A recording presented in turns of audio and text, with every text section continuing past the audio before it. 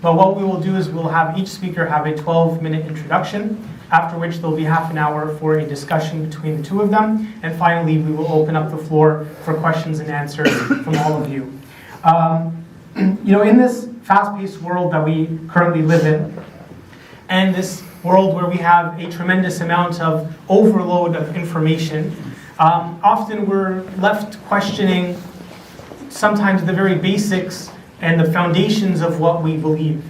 And we look around society and we see every single aspect of society is being challenged intellectually on a number of different levels. And it can be incredibly confusing.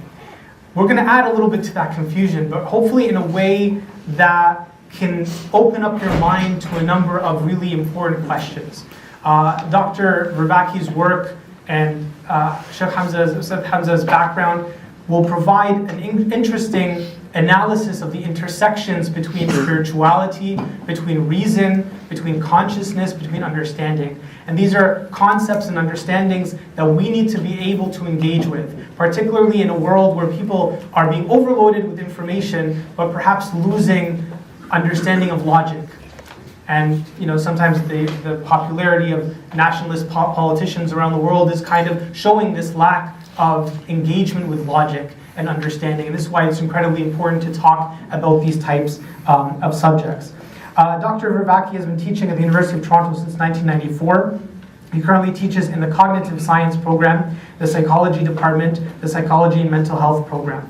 He has won and been nominated for several teaching awards, including the 2001 Students Administrative Council and Association of Part-Time Undergraduate Students Teaching Award for the Humanities, the 2012 Rajni Ghosh Excellence in Teaching Award. His most recent publications include Relevance Realization, the Emerging Framework in Cognitive Science, and a forthcoming chapter entitled Relevance, Meaning, and the Cognitive Science of Wisdom. His research interests are relevance, realization, insight, problem solving, general intelligence, consciousness, mindfulness, rationality, and wisdom. Hamza Tzortzis is the author of The Divine Reality, God, Islam, and the Mirage of Atheism. He is a public speaker, instructor, and essayist. He has a master's and postgraduate certificate in philosophy from the University of London. He's currently continuing his postgraduate studies in the field.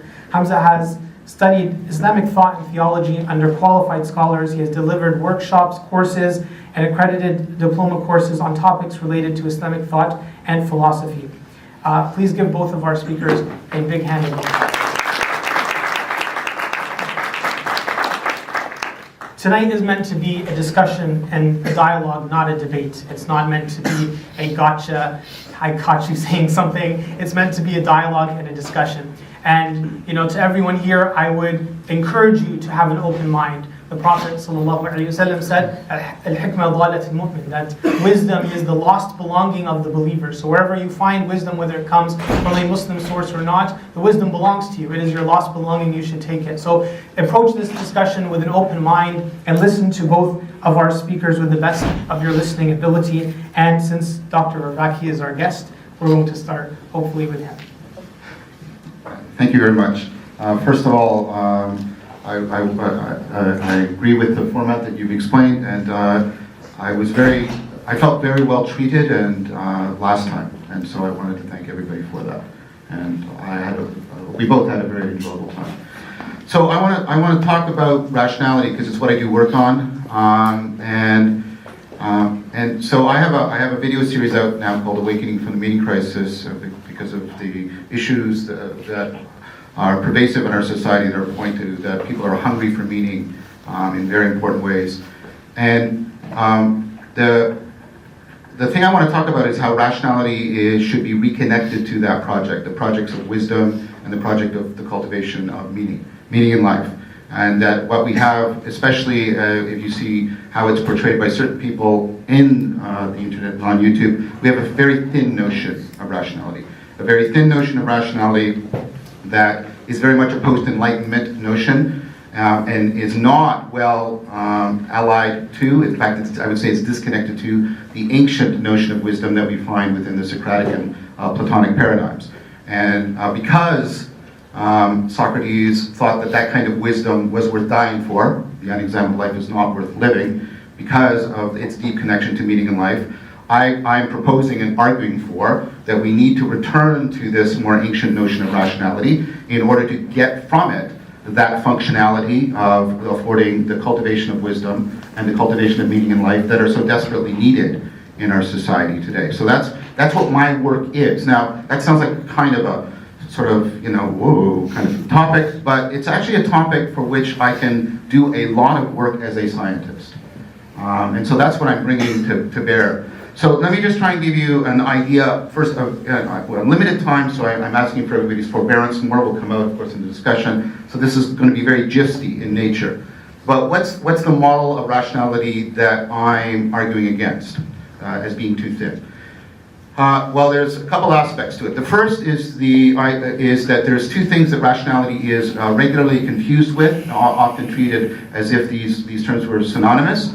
And there is good argument and very good, a lot, and if we have time we'll go into it, empirical evidence that both of these confusions are in fact that. They are misidentifications. One is to identify rationality with the capacity for being logical. That is a mistake. For reasons I can get into a little bit later, trying to equate rationality with logicality is actually a deep mistake for a very quick reason. That we are in what's Cherniak and others and the work that I've done on relevance realization, which is called the finitary predicament. So we cannot pay attention to the vast amount of information that's available to us moment by moment. We cannot access all of the vast amount of information that's available to us in our long-term memory. We cannot calculate all the possible permutations that we need to engage in if we're going to engage in even the basic action. This overlaps with things called the frame problem and the relevance problem. And what that means is if you tried to logic your way through almost all of your behavior, you would very quickly exhaust all of your resources, all your computational resources, all your cognitive resources. So what that means is that if you were to try to be like Data or Mr. Spock, you would commit a very easily, it's very easy to show you would commit a very deep and profound kind of cognitive suicide. You would cease to exist as a cognitive agent. That means that the relationship between rationality and logic is much more complex than simple identity. Of course, I'm not saying that you can be illogical and be rational. What I'm saying is that rationality, think of the word ratio, rationing. Rationality is about knowing how, when, and to what degree you should be logical. And that's a much more difficult thing to theorize about and also to study. It makes it wonderful for somebody who wants a job, right, as a professor. The other thing that rationality is often confused with is intelligence. So that you can be it means, the reason why you're behaving irrationally is because you're not very intelligent. This is also a mistake. So this goes to literally 4 decades of work by Keith Stanovich and others, many people, showing that the following is true. Our best measures of how intelligent you are, your general intelligence, are only weakly predictive of our best measures of how rational you are. About a 0.3 of the variance. So what we got, I'm really highly confident in what I'm about to say. Intelligence is at best a necessary but never a sufficient condition for rationality, right? And here's part of the reason why. Because you're in the finitary predicament, which I just described before, and you have to, out of all the information, what are you focusing on? Out of all the ways you could connect it, what are you connecting it to? What are you ignoring? Because a big part of what makes you adaptive and intelligent as a problem solver is actually what you're ignoring right now. That's the thing that is the hardest to get AI to do well. Ignore irrelevant information and zero in on relevant information. That's the hard problem we're facing right now in AI. Now, what makes you intelligent is that you can do that, and you can do it in a wide variety of domains. But the price you pay for it is the following. The very machinery that makes you so adaptive, zeroing in on relevant information, is the same machinery that makes you continually susceptible to self-deception. Because what it does is you have to select what you're going to pay attention to, and that's adaptive. But you know what that also does? That prejudices what you find important or relevant. That's also bias. So what I want to say is, right, intelligence, the very processes that make you adaptive, also make you perennially susceptible to self-deceptive, self-destructive behavior. Let me give you one clean, quick example, okay? If you tried to calculate the actual formal probability of an event, you would be overwhelmed by the computational task. So what do? We rely on two heuristics that bias us. What should we pay attention to? We rely on the availability heuristic. We judge by how easily we can remember an event or imagine it happening, the more probable it is. Or we also use what's called the representativeness heuristic. If an event is very sort of prototypical, it's probably highly probable. Now these are good adaptive things.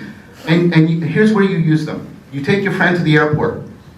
You take your friend to the airport, and they're going to get on a plane. And so you do all these euphemisms for don't die. Like, oh, have a safe trip. Or text me when you get there. Because, you know, if the plane's crashing, you say, wait, we can't crash. Like, I have to text my friend. Right? But we do all this stuff. Right? We do all, and now, why are we doing it? Because the availability heuristic is, I can easily imagine a plane crashing.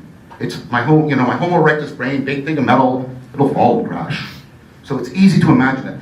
And when it crashes, notice when it's a prototypical event. Nobody ever says there was an accident when a plane crashes. It's a tragedy.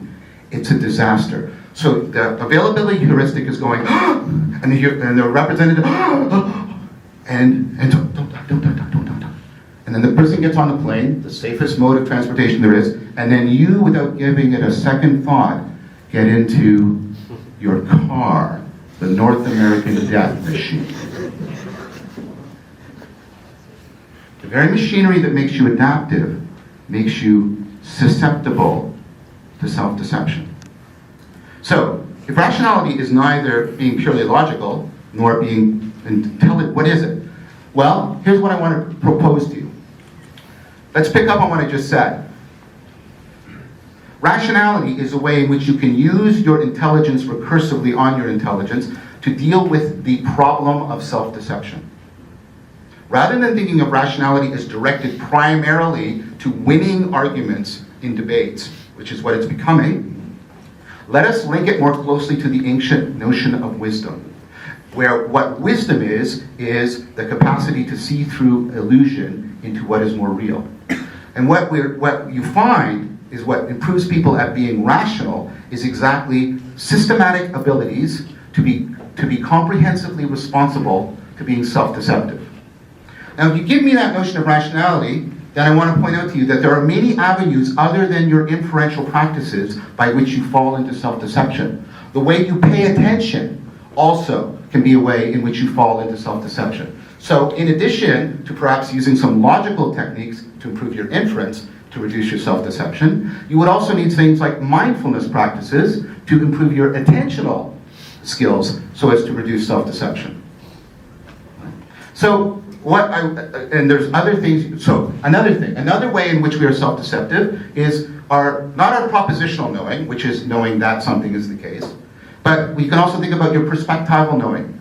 Your perspectival knowing is knowing what it's like to inhabit a particular perspective. I know what it's like to be sober, for example. I know what it's like to be tired. I know what it's like to be having my perspective in contrast to Hamza's.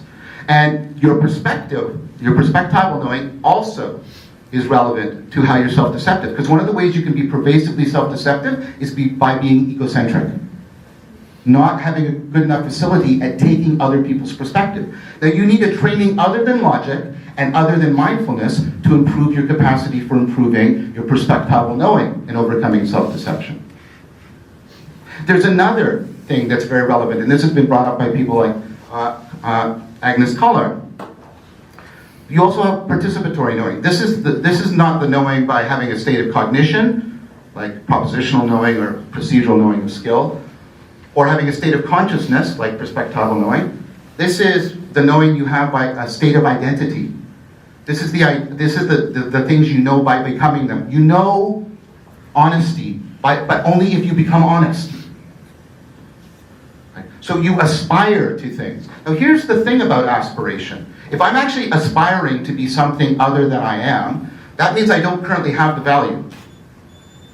That means I can't actually adequately assess the probability, right? So there's a more formal argument about this, and if you want, Hamza, I can give it later. But the gist of the argument is this: you can't infer your way to a future self that has a different set of values and a different way, a different capacity to judge the probability of things. You just can't. So both L.A. Paul and Colleen Agnes Keller have argued that. So this is a process of aspiration where I aspire. And you say, well, what does this have to do with rationality? Well, what she argues is, and she calls it proleptic rationality. Notice something. One of the things I have to aspire to is rationality. If aspiration is not a rational process, then I cannot rationally justify you becoming rational, which defeats rationality. The process of aspiring for rationality has to itself be incorporated in to rationality, which means there is what you might call a developmental transformative rationality, an aspirational, or what she calls proleptic rationality, that we also have to include into our model of rationality. Now, if you have all of these rationalities, and you have them well rationally coordinated together, so they're acting as checks and balances on each other, so that you're massively, not just quantitatively, but qualitatively increasing your capacity to deal with self-deception in a comprehensive and systematically reliable way, I would propose to you that that's a good candidate for wisdom. At least what Plato and Socrates meant by it.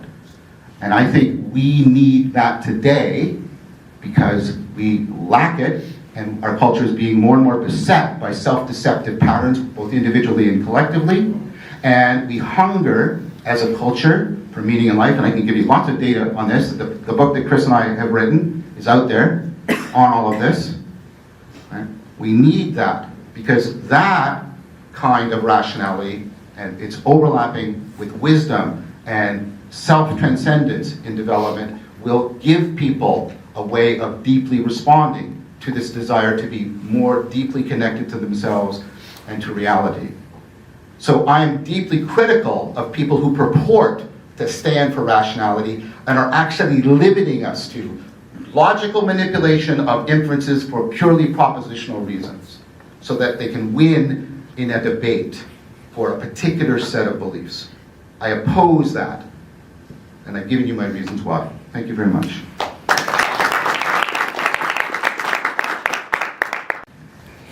Bismillahir Rahmanir Rahim, alhamdulillah, wa salatu wa salamu ala rasulillah. Brothers and sisters and friends, I greet you with the warmest Islamic greetings of peace. Assalamu alaikum wa rahmatullahi wa barakatuh. Thank you, Professor, that was very insightful. I'm going to try and explore what you said later in our discussion, and maybe through the questions and the answers. So I'm going to talk about something totally different in order for us to enrich the discussion. And I think there's going to be some overlap. So for my work in my research, I've been studying something called evolutionary reliabilism. And before I get into that, let me just talk to you about some of the ideas that I've been trying to address. I've recently responded to Michael Deem's relatively recent academic piece, and he is responding to Stitch and Plantinga concerning evolutionary reliabilism, and some of what I'm going to say is what I have basically tried to articulate. So, generally speaking, we all have the ability to infer, to deduce, to postulate, to develop an argument, to suggest. All of these things is premised on the idea that we have relatively reliable cognitive faculties that can produce true beliefs. So in our discussion today, we haven't come here and we haven't said that, you know what, my cognitive faculties are totally unreliable and they can never produce beliefs that are a representation of the actual state of affairs. I mean, you wouldn't do that. You can't have a discussion. You end up in basically a state of extreme skepticism that there is no knowledge at all, right? So we all have this assumption sitting in this room, hopefully, that we have reliable cognitive faculties to a certain degree. And yes, we know they're unreliable in other areas, but generally speaking, we have reliable cognitive faculties that can produce beliefs that are a representation of the state of affairs. Now, the argument here is that, generally speaking, from a naturalistic point of view, the argument is that that is explained via the Darwinian mechanism. Now, what I'm going to say is not an attempt to rebut or refute the Darwinian mechanism. No, I'm just going to basically show that basically it has limitations in some areas.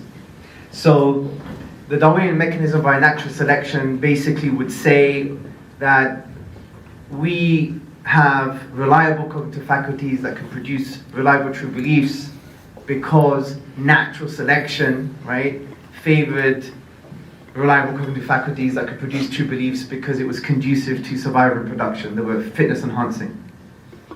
So in the beginning of this conversation, a Darwinist or someone who adopts that kind of position, or even a naturalist, would say that, you know, there is a necessary link between truth and survival.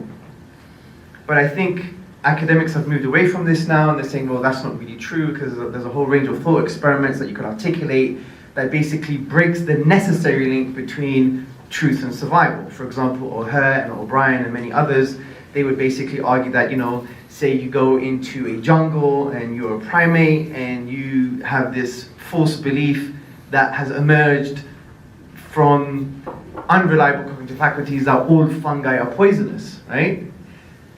You end up surviving because you avoid poisonous fungi, but you also avoid nutritious fungi. So it's not necessarily true. There is no necessary link between truth and survival. This is a very obvious point, right? So in the discussions in academia, they've moved on, they've developed a different approach or different strategy, and it's called evolutionary reliabilism. So they've moved away from the idea that there is a necessary link between truth and survival, and they're saying, well, it's probabilistic, meaning it is highly likely, or it is more likely that natural selection selected reliable cognitive faculties that could produce reliable true beliefs over unreliable cognitive faculties that produce false beliefs. And this is called evolutionary reliabilism. Now, the problem with this is that you're going to choose one over the other in this context, and you have to have some kind of evidence, philosophical or empirical. You can't just stay silent and say, yeah, it's okay, we could be evolutionary reliabilists, because that means you have epistemic privilege. You know, why? Given the fact that, you know, these domains of knowledge can't even explain maybe language properly, or the development of language, they can't develop inner subjective conscious states, consciousness properly, then you don't really have that epistemic right to, you know, have epistemic privilege. So you need some kind of empirical evidence or philosophical evidence. Now, the philosophical evidence, in my view, there's a big problem, because it is, if you read the works of the academic James Sage and others, you would see that having reliable cognitive faculties that could produce reliable true beliefs, having those, they would basically drain your biological resources, and you wouldn't be conducive to survival and reproduction, because, you know, your brain needs a lot of glucose, right? And, you know, doing these detailed inferences, even with minimal data, you know, is quite draining. So why would natural selection actually select reliable cognitive faculties that comes at a huge biological cost, right? So from this perspective, there is philosophical evidence, if you like, that would suggest, well, there's no strong reason to believe why natural selection would select reliable cognitive faculties that will produce true beliefs. So the philosophical evidence is neither here or there. Now, if you go to the empirical evidence, well, there's a hell of a lot of empirical evidence out there, but there's nothing substantial, and you could go either way. You could provide evidence for the fact that natural selection was more likely to select reliable cognitive faculties that produce true beliefs over unreliable cognitive faculties that produce false beliefs. But there's also evidence for the other way. For example, there's evidence from Donald Hoffman, I believe. He's a cognitive scientist, and he talks about true perceptions, and he looks into genetic algorithms and evolutionary game theory, and he comes to the conclusion that actually having true perceptions is not conducive to survival and reproduction, based on his study. So if you were to rely on that kind of study, then you have to come to the conclusion that we're not really designed to have true perceptions, right? Because in our evolutionary history, it was more likely that natural selection selected the traits that were basically allowed us not to have true perceptions, right? So from this perspective, if you adopt a kind of philosophical naturalistic paradigm, and within that you choose or you decide to say that Darwinism is an explanation of who we are, and I think there's a huge problem. We couldn't really take into account or justify the assumption that we all have, that we've come here today, which is that we have reliable cognitive faculties to a certain degree that can produce reliable true beliefs. And I would say that we need to explore other areas, other domains of knowledge to actually take that assumption seriously, because a particular domain of knowledge that has a particular assumption can only keep that assumption if the domain of knowledge doesn't negate that assumption. But in my view, philosophical naturalism, if they adopt the kind of Darwinian paradigm, actually negates that very assumption. Because from what I've said thus far, one would have to basically conclude skepticism as the appropriate kind of philosophy, which is that there is no knowledge, which could be problematic, but we could explore that further in our discussions.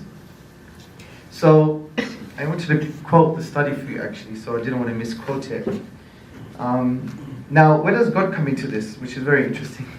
So if you take this as a metaphysical exercise, right, because philosophical naturalism is metaphysics really, it's philosophy. Philosophical naturalism, by the way, is the worldview that there is no supernatural, there is no divine, and everything could be explained by physical processes. And a philosophical naturalist will naturally select or choose Darwinism as the current well-confirmed model that would explain who we are. Now, in doing so, you can't ground the assumption that we'll come here today with, which is that we have reliable cognitive faculties that can produce reliable true beliefs, based on what I've discussed thus far. But that's based on an initial philosophical assumption, a metaphysic, a first principle, if you like. Now, from the Islamic spiritual intellectual tradition, obviously we believe in the divine, we believe in God, and that's really our metaphysics. That's our lenses in which we understand the world. So one would argue that under kind of theism, a theistic paradigm, having reliable cognitive faculties that produce true beliefs, it actually makes sense of the fact of who the divine is. The divine is, in the Islamic tradition, Al-Hakim, the wise, and Al-Alim, the knowing. He has the totality of wisdom and knowledge, right? God has the picture, we just have the pixel, right? So it would make sense by his will and power and the names and attributes I've just discussed, that he created human beings in some way, right? We're not negating, the physical causes of the universe as an explanation for how things emerge, because the Islamic paradigm accepts the asbab, which is the various physical causes, as an explanation for how things work and how things emerge. It's not a problem. So, yeah, so it makes sense that the divine created human beings and with reliable cognitive faculties that could produce true beliefs by virtue of who the divine is, right?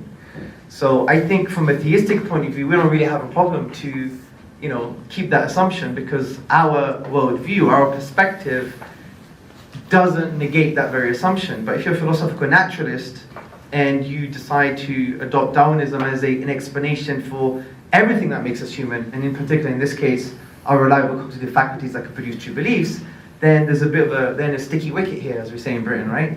Because that would negate, because it negates the very assumption that it holds. And the idea here is you can't have a domain of knowledge that has a particular assumption, yet that domain of knowledge negates its own assumptions. You just can't do that. You have to either give up your assumptions or change your knowledge, change your domain of knowledge, right? So coming back to the quote, and I'll end on that. So, Donald Hoffman, where are you? Do I have reliable cognitive faculties to find Donald Hoffman? Hopefully.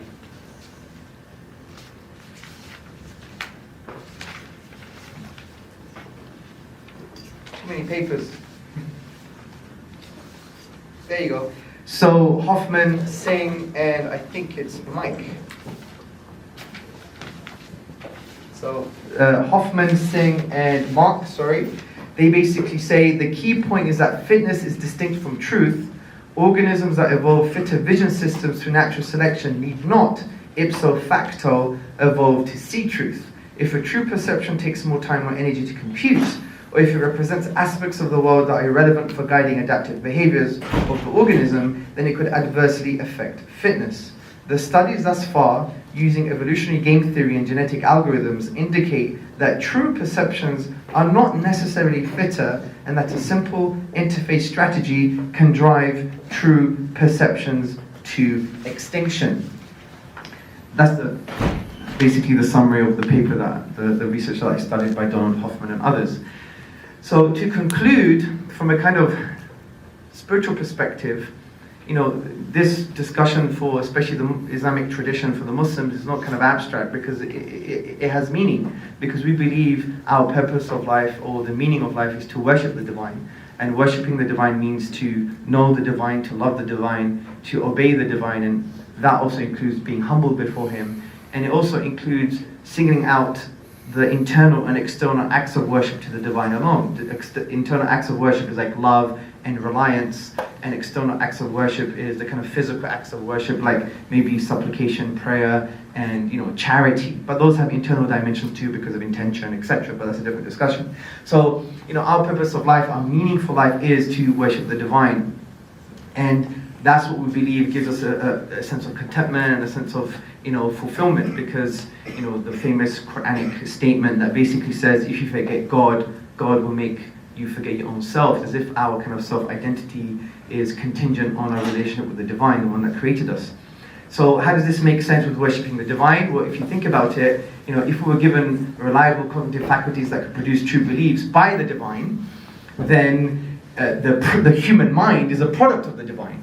And yet we praise the human mind all the time. Amazing poetry, architecture, quantum theory, cognitive science, all of these amazing things. We go, wow, bravo, it's amazing. We give it a standing ovation, we clap, we applaud. But now given what I said, say it's true. Well, what does it mean how we must now applaud the divine and give extensive praise to the divine? And obviously in the Islamic tradition, praise is a key to worship. So that's how it all links together. So these are interesting ideas that we could explore. And there's so much more to it than that, because this also could relate to the fact that, maybe we won't adopt a Darwinian mechanism to explain our reliable cognitive faculties that can produce true beliefs. Let's adopt another metaphysic, right? Or let's adopt a particular philosophy of the mind, like physicalism. Not just physicalism, but a particular conception of physicalism, like emergent materialism. Now, I didn't want to introduce that now, because that could open a huge can of worms, which we could do later, right? But there's other ways of dealing with it as well from a naturalistic perspective. I don't want to build a straw man thinking, here you go, theism has won the day. That's not my approach here today in any shape or form. So I just want to throw these ideas out there. So just to conclude, the Darwinian mechanism by natural selection, in my view, doesn't really explain the assumption that we've come here today, which is that we all have reliable cognitive faculties that can produce true beliefs, based on what we've discussed. I think an interesting way of looking at it is, well, if you have the first principle, or the metaphysic that the divine exists, it makes sense of this assumption. And if that's the case, then we should not only praise the products of the human mind and praise the human mind, but praise the one who actually created the human mind, which is a form of worship. And that's it. Thank you very much for listening. So that concludes the opening statements. We'll now give time for both of our